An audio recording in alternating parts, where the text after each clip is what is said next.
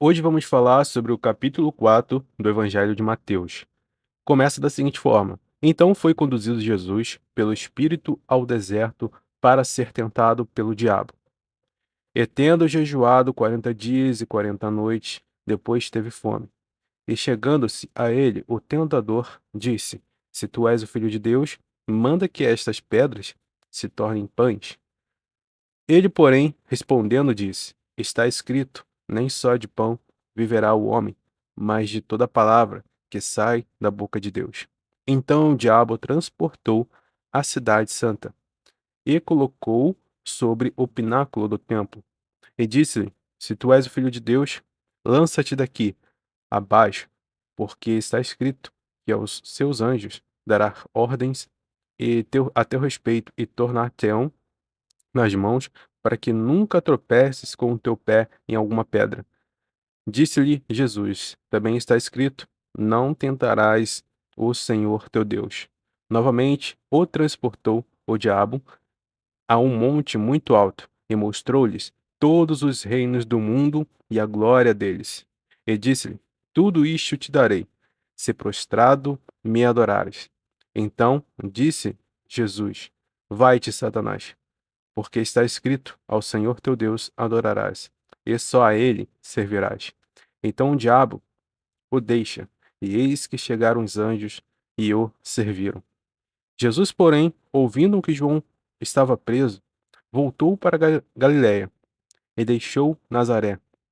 Foi habitar em Cafarnaú, cidade marítima, nos confins de Zebulão e Naftali, para que se cumprisse o que foi dito pelo profeta Isaías: A terra de Zebulon e a terra de Naftali, junto ao caminho do mar, além do Jordão, a Galiléia das nações. O povo que estava sentado em trevas viu uma grande luz, e ao que estava sentados na região e sombra da morte, a luz raiou.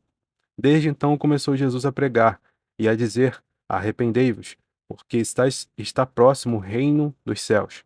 E Jesus, andando junto ao mar da Galiléia, viu a dois irmãos, Simão, chamado Pedro, e André, seu irmão, que lançavam a rede ao mar, porque eram pescadores.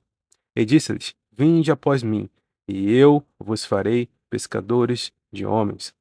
Então eles, deixando logo as redes, seguiram-no. E adiantando-se dali, viu outros dois irmãos, Tiago, filho de Zebedeu, e João, seu irmão, no barco com seu pai, Zebedeu consertando as redes. E chamando eles, deixando imediatamente o barco e seu pai, seguiram-no. E percorria Jesus toda a Galiléia, ensinando nas sinagogas, e pregando o evangelho do reino, e curando todas as enfermidades e moléstias entre o povo. E a sua fama correu por toda a Síria, e traziam-lhe todos os que padeciam, oprimidos por várias enfermidades e tormentos, os endemoniados, os lunáticos e os paralíticos, e ele os curava. E seguiu uma grande multidão da Galiléia, de Decápolis, de Jerusalém, da Judéia e de além do Jordão. E aqui a gente termina o capítulo 4 do Evangelho de Mateus. E existem aqui, como vocês podem perceber, várias eh, passagens emblemáticas, né, na tentação de Jesus, que é algo assim bem emblemático na Bíblia, no Evangelhos, né, nos Evangelhos.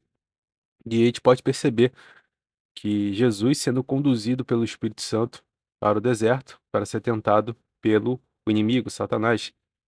Isso que significa o nome Satanás, né? O inimigo, o adversário. E a gente percebe as formas que Satanás ele acaba tentando Jesus. E a primeira é através da questão física, através das condições físicas, passar fome, necessidades. E a gente também passa por essas mesmas coisas, né? Se você parar para observar as tentações de Jesus no deserto, são tentações que todo homem ele cobiça, coisas que todo homem que hoje, no século XXI, em nossos dias, ele passa também. Ele é tentado a ceder e a querer e a cobiçar. Primeiramente, a comida. Ninguém vive sem alimento, verdade? Mas, diante de uma tentação em que passamos fome, necessidade, e hoje em dia parece que as pregações caminham para um lado onde o cristão nunca vai passar necessidade, Deus sempre vai suprir todas as suas necessidades. E aqui vemos um exemplo de que Jesus foi tentado nesse âmbito também, né. Ali com fome, 40 dias e 40 noites em jejum, mas ele entendeu, crendo no Senhor, crendo no Deus Pai, que não só de pão viverá o homem, mas de toda palavra que sai da boca de Deus. Se você parar para pensar nesse trecho que Jesus fala: "Não só de pão viverá o homem, mas de toda palavra que sai da boca de Deus", você vai perceber que como é que Deus, em Gênesis, ele criou o universo, o mundo, através da palavra. O que Deus disse? Que haja luz, que haja. Através da palavra, Deus criou tudo que nós vemos, tudo que nós, conhecemos hoje, a terra, os animais, criados pela palavra de Deus. Então, irmãos, você tem que entender que a palavra de Deus, quando Deus fala alguma coisa, aquilo se materializa, aquilo acontece, não há nada impossível para Deus. Então, não só de pão viverá o homem, mas de toda palavra que sai da boca de Deus. E aí você vê o diabo tentando Jesus na questão de autoridade. Se tu és o filho de Deus, né, pula desse pináculo aqui. Satanás transporta Jesus para o pináculo do templo e ali queria que ele pulasse para que as pessoas vissem que ele era o Cristo, porque os anjos viriam e atenderiam ele. Mas Jesus responde novamente com as escrituras. E preste atenção, porque Jesus usa as escrituras. E se você for olhar em Efésios, a carta de Efésios diz sobre a armadura de Deus. Todo mundo conhece essa passagem, sobre a armadura de Deus. E diz que a espada, né, o escudo da fé, couraça da justiça e da verdade, sandálias do evangelho, capacete da salvação. E quando ele fala da espada, ele fala da palavra, do rema de Deus, né? E aqui você vê que Jesus vence o diabo com a palavra de Deus. E aqui, meu irmão, tem outro ponto em que nós devemos prestar muita atenção, que o cristão que não conhece a palavra, não se dedica à leitura da palavra, em conhecer a palavra de Deus, não só conhecer, mas aplicá-la em sua vida e ensiná-la, ele está fadado a realmente perecer, a ser enganado, porque o diabo usou a palavra para enganar Jesus, para tentar enganar Jesus.